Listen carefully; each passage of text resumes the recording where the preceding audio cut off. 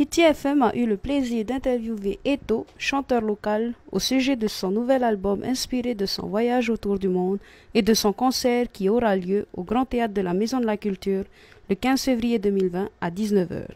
C'est important, je trouve, de voyager. Ça permet d'ouvrir ton esprit.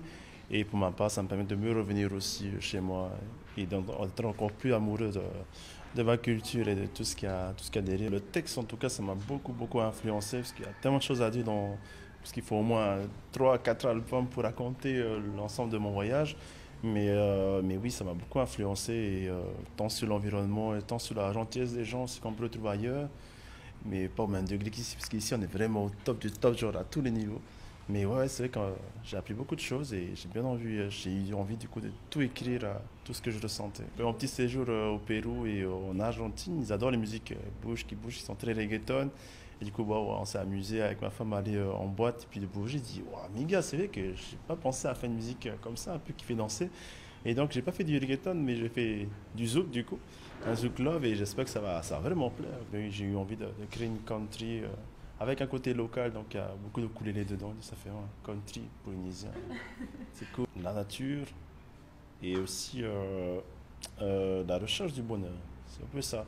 Ou dans plusieurs chansons, même dans Parataito, le premier EP, où je dis prenez le temps de penser à vous, de vous poser, surtout vous poser les bonnes questions, est-ce que je suis heureux ou pas?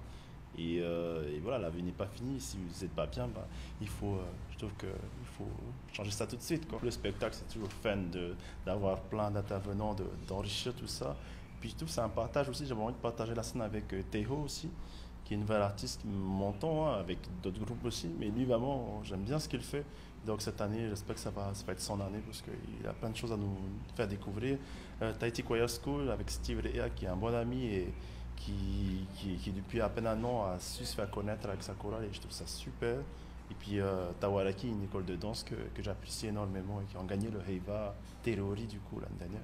Donc voilà, de partager tout ça, ouais, c'est le partage qui m'a plus motivé à faire ça. Parce que chaque chanson a une histoire qui tire d'un pays ou même d'ici aussi.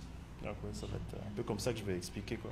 D'où vient cette chanson ou bien quand je l'ai créée, une chanson par exemple pour ma mère où je sais que je l'ai créée dans des bus de nuit.